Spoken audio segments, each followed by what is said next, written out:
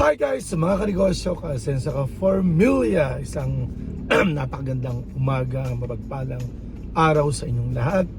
Excited ako na i-share itong tatlong business na ito, tatlong negosyong ito na patok ngayong 2026. Every year, 3 months before or 4 months before pa yung New Year, meron na tayong patok na negosyo na sinashare. Pero this time medyo na-late tayo, sobrang busy. Ngayon, January 21 ngayon, di ba? January 21 ngayon pa lang tayo mag-share ng iniisip natin na negosyo na patok ngayong 2026. Alam nyo ba guys, tayo medyo, sabihin natin, nag-iingat tayo magbigay ng suggestions, magbigay ng business ideas kasi alam nyo, siyempre may mga kanegosyo tayo, pag napanood nila tayo, susundin nila tayo, gagawin nila yung ating ibinablog na business ideas. Pero, kaya sabi ko, alam nyo ba, napakabigat magnegosyo ngayon. Napakabigat. Marami tayong nakikita, mag-o-open, ilang buwan lang, sarado na. Meron nga, 1 month pa lang, sarado na. May mga iba naman na nakikita tayo ng mga 6 months na, patuloy na lumalaban, then eventually magsasarado. Meron tayong isang restaurant malapit sa subdivision natin sa highway. Natutuwa ako doon, parang nakikita ko yung sarili ko sa kanya kasi yung restaurant niya, nagtayo siya, nilagyan niya ng ilaw. After 1 month, nakita ko may mga kaldero na siyang malalaki sa harap, then pininturahan niya, then nagdagdag siya ng pambenta sa harap, then ang dami niyang pakulo. Nakita ko kasi hindi naman talaga medyo, sabi natin hindi naman malakas talaga yung resto niya. Kita ko wala rin naman masyadong man.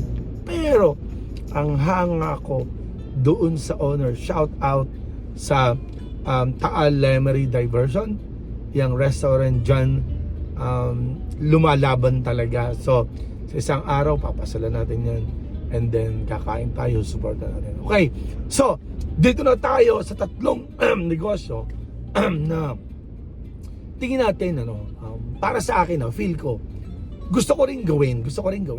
Ayaw ko naman kasi na mag-share tayo ng business ideas na haka-haka lang or parang sige gawin niyo yan, bahala kayo sa buhay nyo.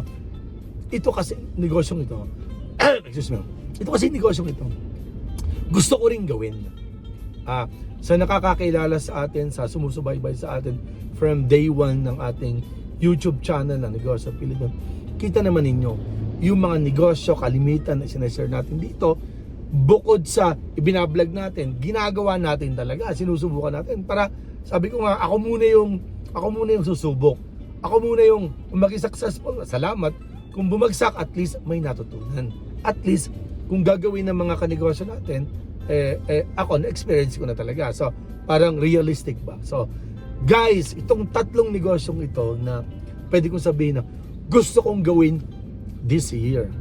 Gusto kong subukan this year.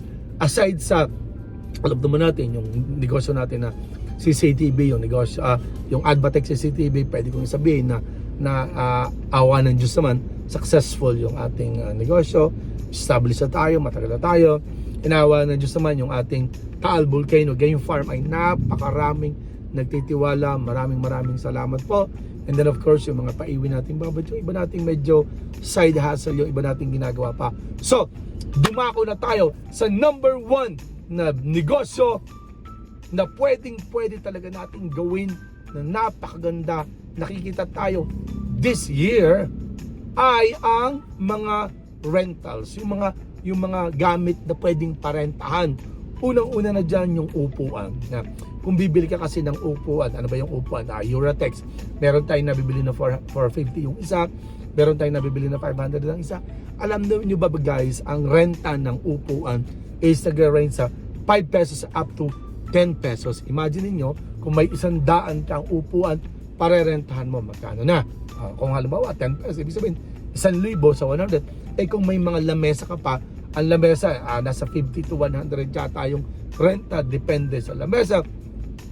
Para sa akin, kung sisimulan natin yung mga renta-renta na ganito, ng mga upuan, ng mga lamesa, para sa akin, wag nyo na munang panghimasukan yung pagkikater. Alam nyo, pagkikater, ang catering business is, kita natin maganda, boom, kaya lang, Unang-una, matrabaho, marami kang taong kailangan, marami kang gamit. Para sa akin siguro, mag-start lang muna tayo sa pagpaparenta ng upuan, pagpaparenta ng lamesa, and then ang gusto ko talaga, ang magparenta ng tent.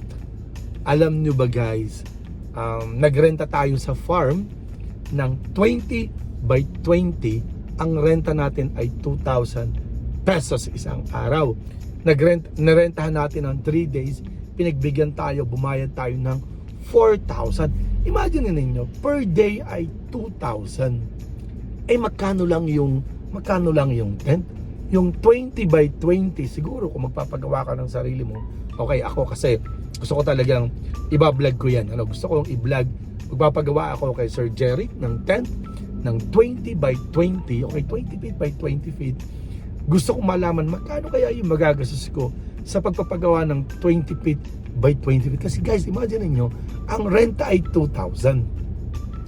Sa isang buwan, halimbawa na lang, wag din yung isang buwan, halimbawa makapagparenta ka ng 20 times, ibig sabihin 20 times multiply by 2,000, ibig sabihin meron kang 40,000. Pero alam nyo ba, sa computation ko, hindi ka naman gagastos ng 40,000 sa tent. Okay, yung tent siguro, yung 20 by 20 na tent na eskwalado ba yon? Siguro mga 15, let's say mga 15,000. Yung bakal, hindi ka gagastos, let's say 10,000 yung bakal. Yung labor, kahit pa sabihin mo na 5,000, ibig sabihin, let's say, mga kapital ka ng 30 to 35,000 in just 20 na renta, 20 days, bawi mo na return of investment. So para sa akin, yung pagpaparenta ng tent, pagpaparenta ng upuan, pagpaparenta ng lamesa ay napakagandang negosyo. Alam nyo, one time investment lang yan.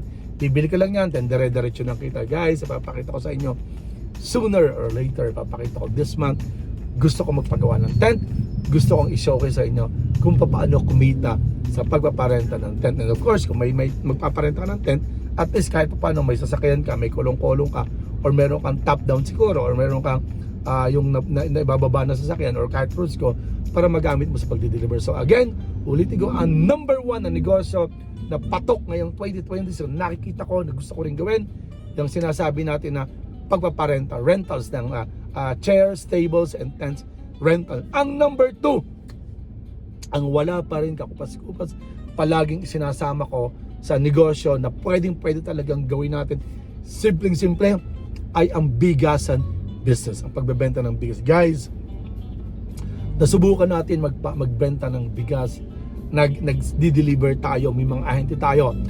napakabilis ipautang, napakabilis i-deliver. Naalala ko nun, siguro nasa mga 150 sako ang i-deliver natin. Meron tayong agent na binabagsakan natin ng 10 sako. Guys, kung gaano kabilis ibagsak yung bigas sa kanila, kung gaano naman kahirap maningil, kung gaano naman kahirap mangolekta. So again, kung inuulit-ulit ko yan sa mga vlog ko, kung tayo po ay magbibigasan business, konting tubo na cash, okay lang yun. Malaking tubo na utang, kalimutan niyo yun. Sa pagbibigasan business, maaring sa una kukuha sa inyo yung consignment ba, yung babagsakan mo ngayon and then babagsakan mo ulit, magbabayad. Guys, kalimutan niyo yan. Ako na nagsasabi, mapwera na lang na kayo ang may hawak ng pasweldo, mapwera na lang na kausap niyo yung ibabawas yung sweldo. Pero guys, kung hindi, no, better cash, okay? Pipwesto kayong maliit sa harap ng bahay nyo, pwedeng magtayo ka ng isang small na stores na pero ang bigas kasi guys, kaya maganda, araw-araw kasi kumakain tayo ng bigas. So kung may customer kang 100 tao, maganda ang bigas mo, mura ang bigas mo, accessible yung pwesto mo, mabait kang kausap, nagde-deliver ka, kahit yung 100 tao na lang na yun ang i-maintain nyo, mabubuhay na kayo nun, mabubuhay na yung negosyo nyo. Pero kalimutan ang pagpapautang. Again, ang bigasan business para sa akin sa 2026 na ito, taong ito, napakagandang negosyo. Ang number 3 natin, guys, ito, number 3 is, okay, farming. Alam nyo ba ang farming? Magbabuyan ka, napakalaki ng business, swertihan talaga. kikita ka ngayon, then babagsak ka ng, malulugi ka ng ilang sunod-sunod. Ang pagbabaka, maliit yung tubo, matagal, malaki yung capital. Ano pa ba yung mga yung 45 days na tinatawag natin, which is hindi na naman 45 days, medyo maselang din, malikot. Alam niyo yung 45 days, madali lang yan kasi kahit nga 35 days binibenta nila. Ang problema nga lang, malikot yung presyo. Maaring ngayon is 115 yung live weight, then biglang magiging 105, magiging 95, magiging sobrang tumal. Ang daming nag-aalaga. Para sa akin yung 45 days is okay, but medyo mabigat. So ano pa ba yung baboy, yung kambing naman, alam naman natin guys, nag full blood din tayo. Kung native naman, napakabagal. Kung full blood naman, wala ring market. Para sa akin, kung pag-uusapan natin yung farming, yung egg layers, yung paitloging manok. Ngayon, ang tanong, paano ba magsimula ng paitloging manok? Guys, medyo madugo rin yung pag-i-invest dyan. Kasi pumapatak na 850 to 900 per head ang capital mo, including yung building, including yung kulungan, including yung manok. So, ibig sabihin, kung meron kang 1,000 na paitloging manok, nangangailangan ka ng 900,000 pesos. Kung gusto mo talaga ng mga 5,000 heads na paitloging manok, ibig sabihin, million yung capital mo.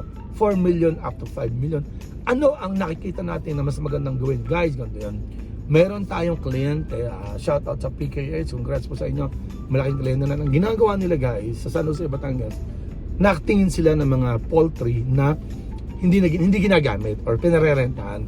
So let's say guys, meron kong nakita doon 5,000 na capacity na building na paitlogin.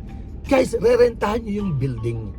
Rerentahan nyo, siguro nasa mga 20,000 to 30,000, hindi ko alam pero hayaan nyo, banda-banda ron, magbablog tayo, magkano ba yung pagrenta, Kasi guys, imagine niyo kung 5,000, makakapital ka ng 4 million to 5 million kung sariling bulsa, papagawa ka ng building, yung mga paitlogin. Samantalang guys, kung re-renta kayo, may kontrata lang yan, 1 year to 2 years or after 5 years, re-renta ka na lang. Nang sa ganung paraan, hindi ka talaga gagamit ang malaking pera mo. Ibig sabihin, yung pera mo, yun yung magagamit mo, initial capital mo, pagbili ng mga iitloging manok, yung mga iba mong gastos, yung mga permit, yung mga pakain, at least. At ang nakikita ko guys, hindi yung, may mga iba kasi bumibili sila ng sisiyo, pinalalaki nila yan, yun yung paitlogin nila. Para sa akin guys, kung gusto nyo na mas mabilis, kumikita na kaagad yung pera nyo, ang bibilhin nyo yung ready to lay. Again, ready to lay, binili nyo, pagdating nyo siguro ilang araw iitlog na, siguro mga 1 month yan na medyo maliliit pa lang yan. Pag nag 2 months, yun na yung talagang full blast na malalaki ng itlog nila na halos 90 to 95% umiitlog na. So guys, ang paitloging manok, ang kasabihan ng mga taga San Jose, Batangas, para ka nangongolekta ng piso. Pero guys, hindi ako naniniwala ng piso lang. Pwedeng 2 pesos sa 3 pesos ang kinikita. Kaya kung ikaw ay may 1,000 paitloging manok or may nangingitlog ng 1,000, sa 2 piso na lang, ibig sabihin may 2,000 kang net per day. In 1 month, mayroon kang 60,000 na net, pero hindi lang yon. So para sa akin, yung paitloging manok ang isa sa negosyong patok na patok pa rin ngayong 2026 at negosyong gusto kong gawin. So again, ulitin ko, yung 3 negosyong yan, ang isa dyan, yan yung parentahan ng mga tables, chairs, and of course, yung tent. And number 2, bigasan business. And number 3, yung paitloging manok. So guys, mga kanegosyo kasi sa Ka-Farmilla, sana nagkaroon kayo ng idea. Please comment down below naman kung may mga tanong kayo or may mga suggestion kayo, recommendation, kung may mga gusto kayong i-vlog natin, i-vlog natin. Then, please subscribe po. Please share din naman po. Para kahit pa paano makapag-share tayo ng blessings. Malay natin, kung hindi man kayo, may mga iba tayong tao na makakuha ng idea sa i-vlog natin ito. So, mga kanegosyo kasi sa Ka-Farmilla, God bless po. Magkita-kita po tayo sa susunod nating vlog. God bless po. Sabay-sabay po tayong umasenso. Bye-bye po.